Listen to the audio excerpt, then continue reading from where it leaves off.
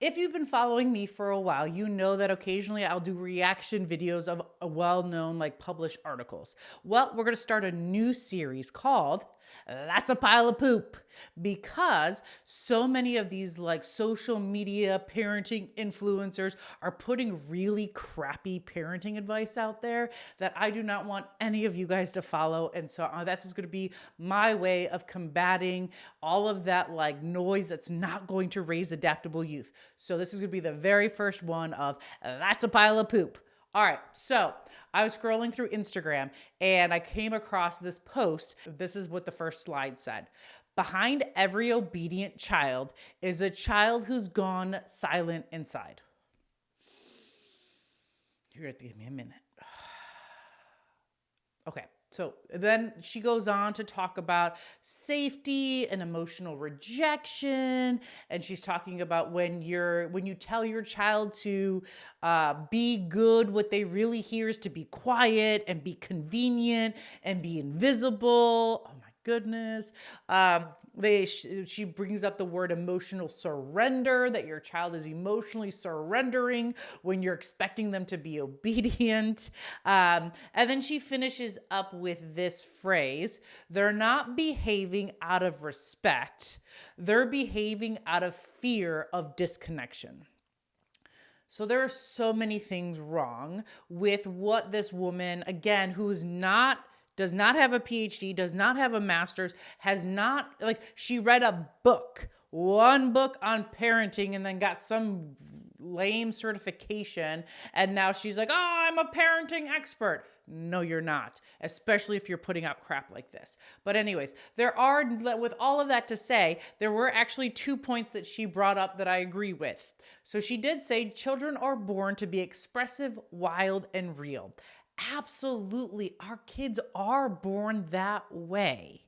And it's our responsibility as parents to train them to act in ways, those high expectations that I'm always talking about, in ways that are aligned with our values.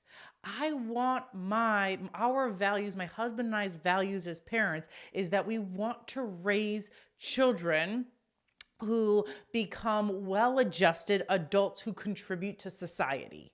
That's the kind of kids that we are raising. We are raising adaptable kids who become adaptable adults who contribute to society. That's what we want. If your values are different than that, then I am not your person. And maybe you need to go follow this person who is, putting out this stuff. The other statement that she makes that I agree with is that emotional rejection activates the same neural pathways as physical pain. And that's true. That is true. But here's the thing. Just because you give your child a correction, corrective feedback, hey, don't lick my face. And the reason why I use that one is because I don't like my face being licked by dogs, cats, kids. Sometimes my kids will be expressive and wild and real, and they will joke around and they'll lick my face. And depending on my mood or what's going on, I'll be like, no, thank you. That's not okay. Don't do that. I don't like it. That's a boundary. You know it, all of the things. And then I usually walk out because I don't tolerate that. And so, but my kids don't experience emotional rejection from that because I parent using high expectation within the context of the warm and fuzzies. So they're okay. And so it's just nuts that this if you expect your child to obey you, they're going to experience emotional surrender and emotional rejection, which is just absolutely insane. And I'm assuming this person was parented in a way that's militant parenting, which is the high expectations and very, very low warm and fuzzies. And now this person didn't feel validated or heard or seen when they were a child. And so they're like, I'm not going to do anything like that. And I hear it all the time. And so they swung completely the other side to, we're going to be high love and high warm and fuzzies and low expectations because expecting our children to be obedient is not okay. You're going to emotionally surrender them. But here's the thing. And so because this person has swung so far this way of the high warm and fuzzies and low expectations, you're going to, and you're focusing on their emotions and this emotional surrender, this emotional rejection, emotions, emotions, emotions. What's going to happen is you're going to raise teens and adults who only do things when they want to do things. And I don't know about you, but like I see way too many Gen Z clients in my office and they're like, "No, I'm not going to write that I'm not going to write that English paper." And I'm like, "Why?" Like your teacher's expecting you, it's going to like be a grade. And they're like, I just don't feel like it. Like, and I only do things like when I want to do them. And I'm like, oh my God, oh my God. Like you're not going to get anywhere doing that. Like what kind of adults are we raising there? We're not raising adaptable ones, that's for damn sure. And so we need to come into this happy medium. We need to come into authoritative parenting. We need to tell them what we expect them to do, set those high expectations within the context of the warm and fuzzies. That's how we're going to get our children to obey and be obedient, but then they're not going to emotionally surrender and they're not going to be emotionally rejected for that. Because here's the thing, obedience is not a bad thing. I don't know what has happened in our society where like obedience is like a dirty word, like don't be obedient, don't be obedient. Like we need folks to be obedient. Like yes, like I said before, like kids are born being expressive and wild and real, but not everyone in our society can be that way. Like, yes, like Taylor Swift can be wild and expressive and real, and musicians and artists and all of those things because they're pushing the boundaries. But we still need people to deliver mail. We need people to pick up trash. We have what's called a functional society. We need people to show up on time, not do drugs, and do the work that makes our society run.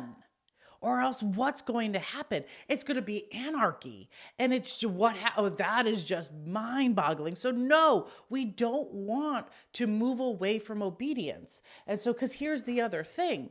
It's like, if there's no obedience, that leads to chaos, utter chaos. And here's what I know within the deepest parts of my soul is that children strive and thrive on routine and structure. Chaos is not good for humans. It is absolutely not good because chaos then goes into stress. What does stress go into? It activates our neural pathways. It activates our fight, flight, or freeze, which then is going to cause you to have anxiety disorders in childhood, and which is going to cause you to have anxiety disorders unless you learn how to navigate it in teenage years and adulthood. So then now we have 46% of Gen Z adults meet criteria for a psychological disorder. That's what happens when we have no obedience, which leads to chaos, which leads to stress, which leads to fight, flight, or freeze being activated, which leads to anxious generation.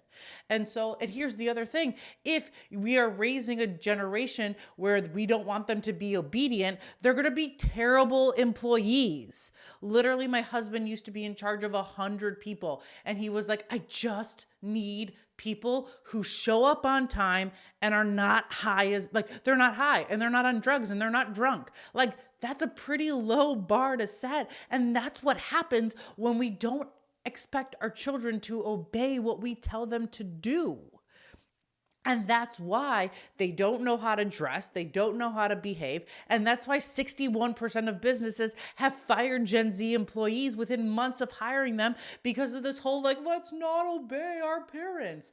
Oh my God, it's not going to end well for us if we continue down this path of focusing on children's emotions and not expecting them to obey and meet those high expectations. What I know, children thrive on routine and structure, and children will meet and teens will meet your expectations if you set them and you could put it in the context of the warm and fuzzies. They're not going to emotionally surrender. They're not going to be emotionally rejected. They're not just going to be these anxious balls walking around. It's not going to happen. This advice of, what was it again? Behind every obedient child is a child who has gone silent inside. That is a pile of poop.